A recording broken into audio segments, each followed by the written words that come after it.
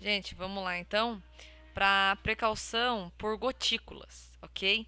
Lembrando, gente, que o meu exemplo para vocês de precaução por gotículas foi o patolino. Se você tem dúvida do que é transmissão por gotículas, vai lá olhar o patolino. Claro que é um exagero, né? Mas é quando toda vez que nós falamos, gotículas de saliva saem da nossa boca, correto? Essas gotículas, se você tiver infectado com alguma coisa, vai ser transmitida, tá? Através dessa saliva.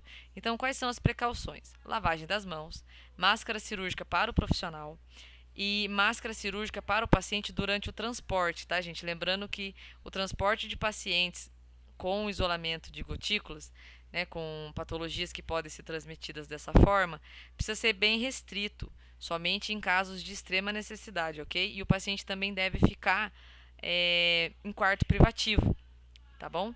É necessário, né, que ele esteja em quarto privativo. Se eu precisar dividir com dois pacientes, precisa se manter uma distância entre um leito e outro, e o ideal é que seja pelo mesmo patógeno, ok?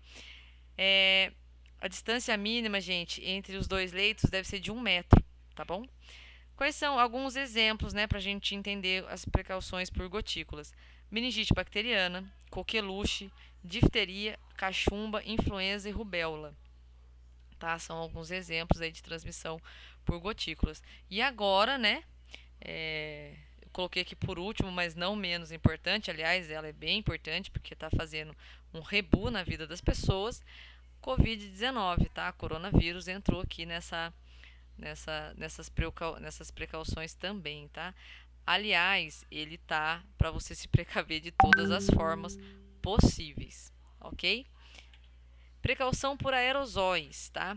Mesma coisa, lavagem das mãos. Só que entre o aerosóis e as gotículas tem uma diferença, tá? A gotícula de saliva, ela tem um determinado peso. Então, se a pessoa ficar a 3 metros de distância de você, ela pode, mesmo que ela falhe, essas gotículas, elas não têm superpoderes. Elas vão vir, né, em direção a você, mas elas vão cair, porque elas têm um certo peso. Então, elas vão ficar depositadas aonde? Na superfície. Uma mesa, uma cadeira, um suporte, um corrimão, alguma coisa assim. Nos aerosóis, não. As partículas elas ficam suspensas no ar durante um período maior, ok? Para o profissional é necessário que ele use, tá, gente, a famosa máscara N95, tá? O paciente também deve usar a máscara cirúrgica durante o transporte e o quarto privativo. Só que nesse caso, gente, precisa ser mantido o quarto privativo com portas fechadas, ok? Deve ser mantido com as portas fechadas. Eles ainda colocam um detalhe: pacientes com suspeita de tuberculose resistentes ao tratamento não podem dividir o mesmo quarto com pacientes com outros pacientes com tuberculose. Por quê? Porque esse paciente ele está demonstrando resistência ao tratamento. Então ele não pode ser mantido nem com pacientes com outra, com a mesma patologia que ele está apresentando. Tá ok?